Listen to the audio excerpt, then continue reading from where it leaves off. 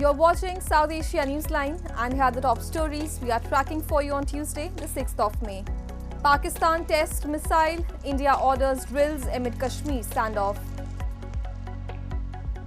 Russian president to visit India tells PM Modi Pahalgam attackers must be brought to justice. And Hindu monk Chinmoy Das shown arrested in lawyer murder case in Bangladesh.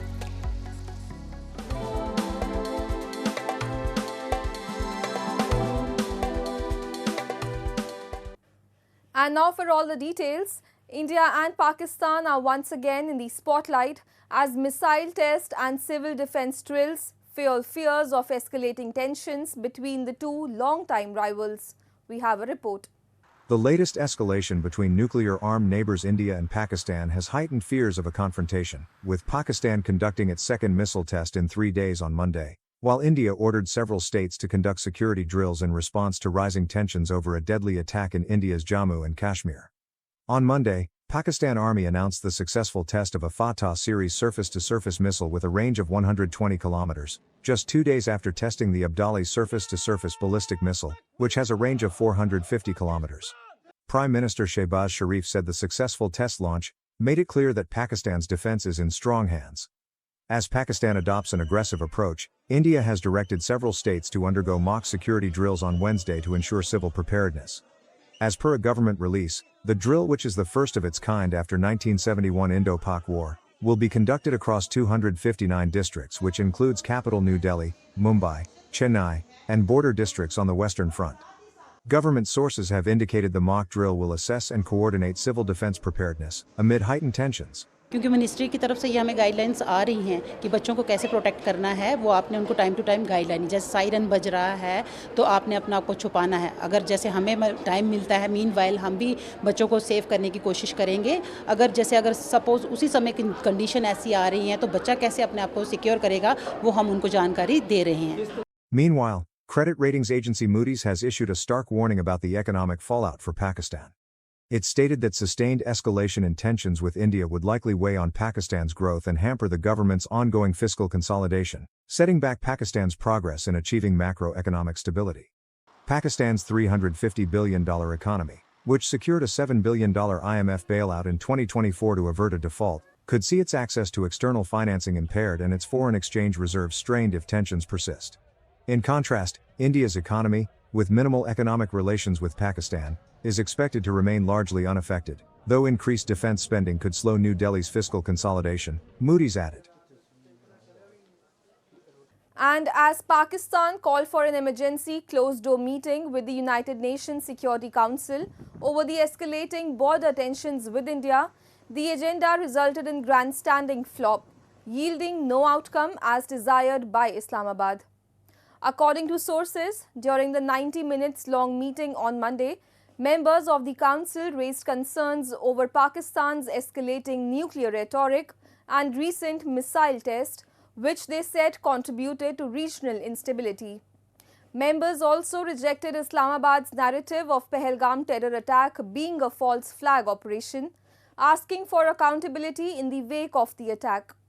Pakistan, which is currently a non-permanent member of the Council, was also questioned about the involvement of Lashkar-e-Taiba, a Pakistan-based proscribed terror organization, in the April 22 terror attack. Sources have indicated some members specifically brought up targeting of tourists on the basis of their religious faith. Notably, it is not the first time Pakistan has used the global forum against India whenever tension escalates with its neighbor. In 2019, when India abrogated Article 370, Islamabad had sought to internationalize the matter, only to be diplomatically outmaneuvered by India. Moving on, Russian President Vladimir Putin on Monday accepted the invitation of coming to India by Prime Minister Narendra Modi after both the leaders held a phone call.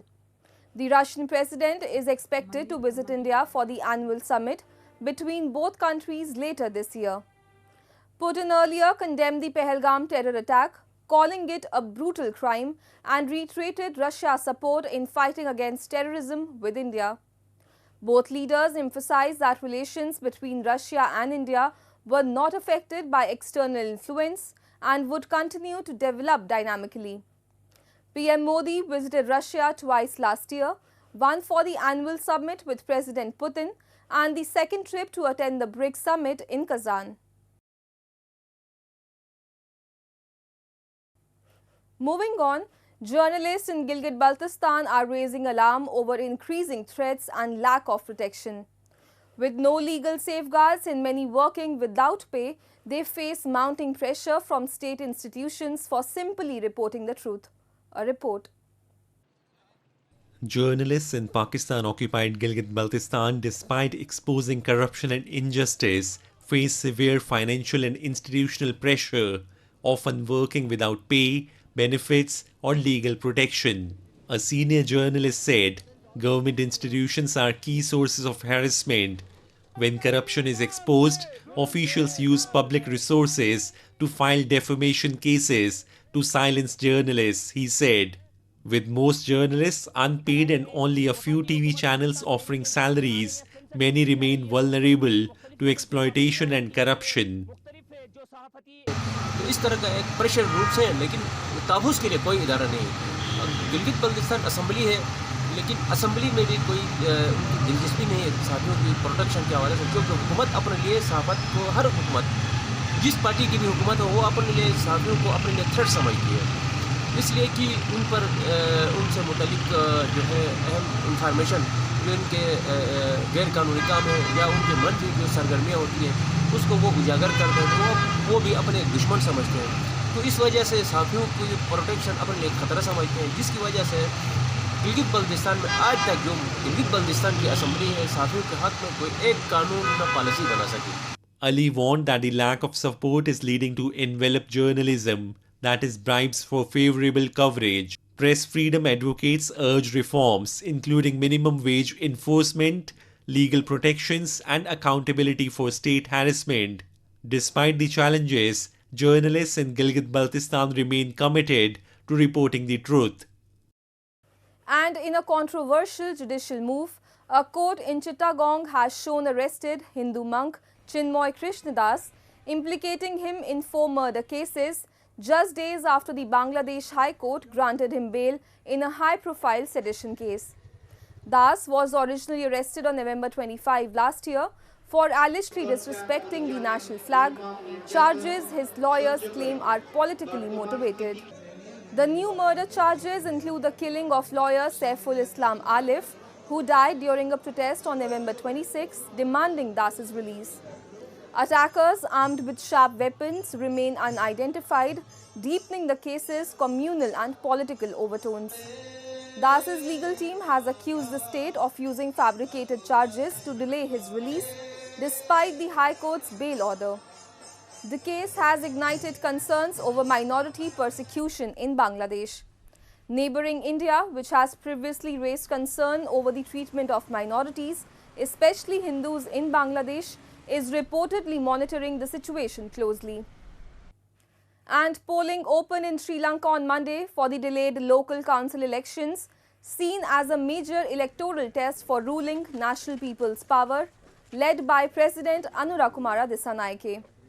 Over 17.1 million voters are eligible to vote to elect 8,287 members of 339 local government bodies at 13,759 polling stations, election officials said. Over 75,000 candidates from 49 political parties and 257 independent groups are in the fray. The elected candidates will be appointed for a 4-year term.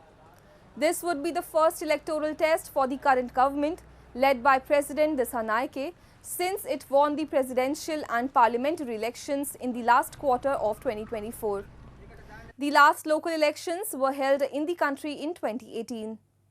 However, the next local elections were postponed due to political unrest caused by the economic crisis in 2022.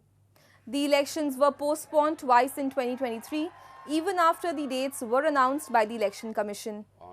Dissanayake narrowly won the September presidential election with just 42% of the vote and then led his NPP to resounding victory in the parliamentary election that followed in November.